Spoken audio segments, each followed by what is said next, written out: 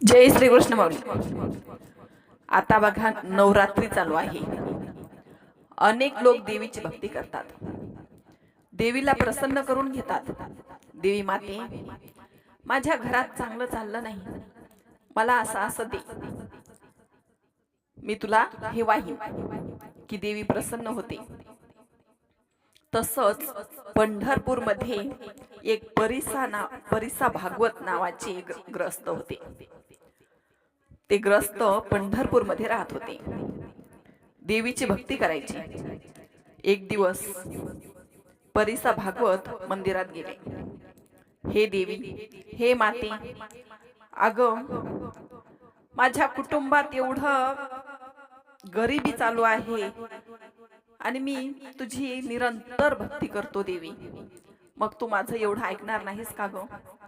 मला काहीतरी कर, मी कुटुंबात कंटाळून गेलो।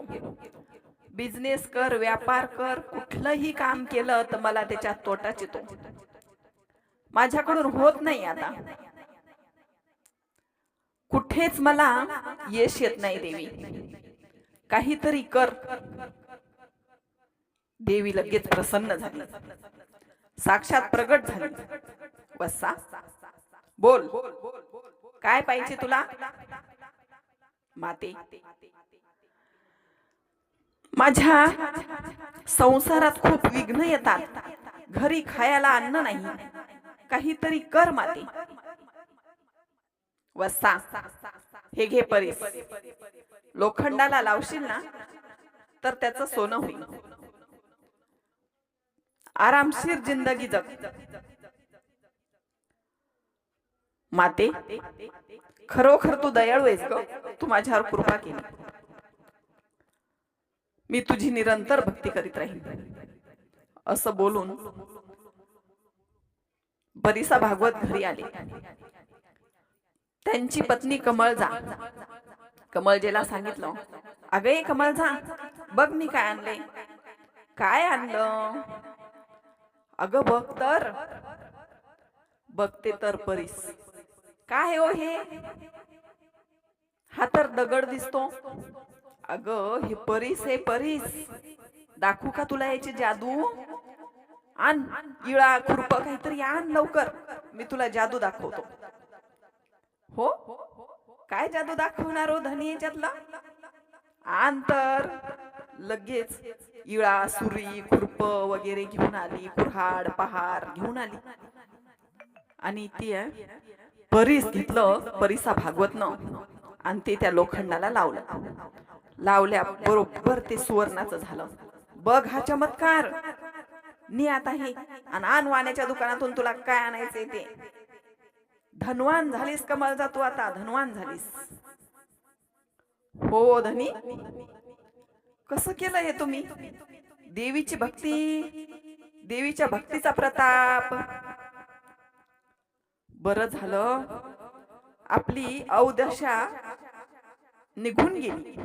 हे बघ कमळजा, कोणाला सांगू नको बाहेर, नाहीतर हे संत न मला हसतील बरं का। कमळजा म्हणली, ठीक आहे, मी नाही सांगणार। एकदम आतमध्ये घरामध्ये काय करायचं, पंचपक्वान्नाचं जेवण खायचं आणि बाहेर सांगायचं माझी अशी परिस्थिती, माझी तशी परिस्थिती, आणि आज धन एवढं मोठं पुरून ठेवलेलं। म्हणजे वरी भगवा झालो नामे, अंतरी वश्य केला कामे, याला म्हणू नये साधू, जगी विटंबना बाधू। असं त्या परिसा भागवतचं चाललं होतं।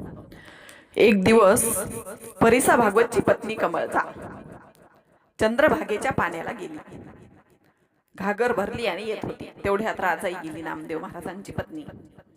थांब ग जरा, मी आली घागर घेऊन भरून। ही थांबली, घागर भरली आणि बोलत बोलत बोलत बाया चालल्या। हा, मग तुझ्या घरी कसं, माझ्या घरी कसं, बायांचे हे चालू असतं। तर मग परिसा भागवतची बायको म्हणते, काय ग तुझं एवढं लुगडं कसं काय फाटलं? काय सांगू ग, घरात 14 माणसं, हा माझा बुवा, हा लागला इठोबाच्या नादी, मग कसं काय होईल घरातलं, त्यामुळे माझी अशी परिस्थिती आहे। असं कसं? अगं त्याची भक्ती करतो तर तो विठ्ठल काहीतरी देत असेल ना. आता जर आपण शेतात झाड लावलं तर त्याला फळं जर आली तर आपण ते झाड ठेवू ना, आणि फळच नाही आली तर काय कामाचं ग ते झाड. उगच पाणी घालू घालू परेशान. तसं विठ्ठोबाची भक्ती कशाला करतो ग हा? काही त्याचं फळच भेटत नाही तर भक्ती कशाला करतो? दुसऱ्या एखाद्या देवाची भक्ती करायची. विहिरीशी न लागता जीवन, व्यर्थची उकरावयाशीन, देवी प्रसन्न न होता रुक्मिणी रमणन, काय सा आराधन करावे. अगं विहिरीत पाणीच लागत नाही, उगच उगतीला उकरत बसायचं, काय फायदा ग विहीर खंदून मग. तसं हा रुक्मिणी रमण काहीच जर देत नाही तुम्हाला तर त्याची भक्ती तरी कशाला. बाई बाई हे नाही मला आवडलं ग, तुझ्या धन्यासारखा माझा धनी नाही माई. काय ग काय झालं? अगं माझा धनी देवीची प्रार्थना करतो, देवीचा पुजारी. त्यानं काय केलं माहितीये का? देवीला प्रसन्न करून घेतलं आणि घरी परीस घेऊन आला, आणि आम्ही भरपूर लोखंड लावून धन कमवून ठेवले. आम्हाला गरज नाही आता धन कमवायची. राजाई म्हणते काय ग कसा असतो परीस? अगं तुला कसा सांगू मी. आता चल आपल्या घरी जाऊ, एक दिवस तू माझ्या घरी ये, मग मी तुला परीस सांगते. मग एक दिवस राजाई गेली कमलजेच्या घरी आणि परीस बघितला. हे बघ हा असा परीस असतो, न्यायचा का तुला? न्यायचा असन ना तर ने, पण लगेच लोखंडाला सोनं केलं की मला आणून देव. आणि ही तुझ्या धन्यालाही नाही कळलं पाहिजे आणि माझ्या धन्यालाही नाही कळलं पाहिजे, आपले दोघीतची बात बरं का. हो हो ठीक आहे. लगेच राजाई घरी घेऊन आली. बघते घरात सुई दाभण इळा खुप काय कैची विची बघते. लावलं सोनं, सोनं झालं. आनंद वाटला राजाईला. लगेच बाजारात गेली, सोनं घेऊन भूषण अलंकार आणलं, वस्त्र परत अन्न वगैरे आणलं, अन्न धान्य आणून स्वयंपाक केला. स्वयंपाक केला तेवढ्यात आले नामदेव महाराज. नामदेव महाराज म्हणतात कुठून आणलंस हे धनी? कुठून आणलं काय पुसता? आता स्वयंपाक केलाय ते जेवून घ्या, नंतर मी सांगते. ये रे मने करा भोजन, पुसोनी काय प्रयोग प्रयोजन, संसार चिंता आजपासून न तुम्ही न करावी मनात. मग नामदेव महाराज म्हणतात कुठून आणलंस? जाऊ द्या ना धनी, कुठून आणून आता तुम्ही टेन्शन घेऊ नका बघा संसाराचं. आता जेवण करा बरं. यावरी नामदेव बोले वचन, सांगशी तरीच करी भोजन, राजाई संकट देखून न सांगती झाली ते धवा. नामदेव महाराज म्हणतात तू सांगशील तरच मी जेवण, नाही तर मी जेवणार नाही. संत का कुठले जेवतात का? संत काय करतात? जोडून या धन उत्तम व्यवहारे, उदास विचारे वेच करी. त्यांना उत्तम धन लागतं, मग ते तिथं जेवतात. असं कुठले धन आणून कमवून ते खात नाहीत. अहो ते परिसा भागवत आहेत ना, त्यांची पत्नी कमलजा ती आहे माझी मैत्रीण, आणि तिनं त्याला परीस. ती म्हणती बाई तुझ्या घरी लयच जेवायला अन्न पण नाही ग, तुझे मुलं बाळ उपाशी येतं, जा बरं जरासं घेऊन मला आणून दे. म्हणून मी तसं केलं म्हणे. हो दाखव बरं कसा आहे परीस. लगेच राजाई गेली आणि परीस घेऊन आली. घेतला तसा चंद्रभागेत फेकून दिला आणि भगवंताचं नामस्मरण करीत गेले, बसले जाऊन विठ्ठलाच्या मंदिरात. इकडं राजाई का चिंतातूर झाली, रडू रडू रडू रडू का तिनं डोळे लाल केले. आता काय करावं? तेवढ्यात आले ना कमलजाचे पती भागवत, परिसा भागवत. अगं परीस कुठे? काय तू येडी बाई आहेस? मी परीस आणलेला तू हरवून टाकलास, तुला कळतंय का? मी तो परीस तुझ्याजवळ कशासाठी दिला होता? अहो हो, अहो नामदेवाची पत्नी राजाई आहे ना, त्यांच्या घरी खूप दारिद्र्य आहे हो, म्हणून मी तिला घंटाभर दिलाय, ती लगेच आणून देईन बघा. अरे रे रे तू काय केलंस हे? मला हेच तर भीती होती. जा आत्ताच्या आत्ता तो परीस घेऊन ये. कमळचा गेली राजाईकडे. राजाई, अगं ये राजाई, काय करतेस?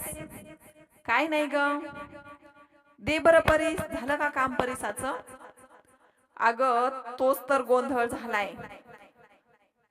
नामदेव महाराज म्हणले जेवण कसं बनवलं, आणि मी सांगितलं तर मग म्हणले मला बघू दे परीस कसा असतो तो, आणि गेले ना बाहेर घेऊन स्नानाला गेलेत. काय करावं ग आता? ए बघ, मला काही सांगू नको, मला आताच्या आता परीस दे. कसं देऊ ग परीस, सांग बरं. महाराज घेऊन गेलेत बाहेर. चल मग, चल जाऊ आपण दोघी पण चंद्रभागेकडे. राजाई चिंताक्रांत मानसी म्हणे चल जाऊ तयापाशी. भीमा तिरी येऊनी वेगेशी नामयापाशी पातल्या. त्या दोघी जणी आता चंद्रभागेच्या काठाला आल्या. नामदेव महाराज डोळे झाकून भगवंताचं नामस्मरण करत आहेत. चक्रपाणीचं नामस्मरण चालू आहे. राजाई म्हणते काओ, परीस कुठे आहे? कंबळजा मागायला आल्या, तिला दिला पाहिजे. तो परीस मी दिला टाकून चंद्रभागेत. असं म्हणलं की दोघी बी मोठमोठ्यान रडायला लागले. आता काय करायचं? परीस गेला पाण्यात. सगळे लोक जमा झाले. काय झालं, काय झालं, का रडताय, काय झालं? सगळ्या जणी सांगायला लागल्या. त्या राजाई सांगते अगं असं असं झालं, काय करावं? सगळे जण जमा झाले. लगेच परीसा भागवतलं समजलं. का आमचा परीस गेला चंद्रभागेत. परीसा भागवत आला. सगळे लोक विचारतात काय झालं, काय झालं? अरे म्हणे या नाम्यानं माझा परीस टाकला म्हणे चंद्रभागेत. मग सज्जन लोक म्हणतात वा वा वा, काय भक्त आहे हा वैष्णव.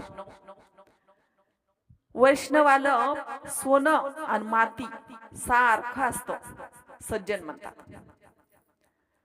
आणि दुर्जन म्हणतात अरे रे रे, ब्राह्मणाचा परीस घेऊन याल, काय भेटलं फेकून, असाच हे हा ढोंगी.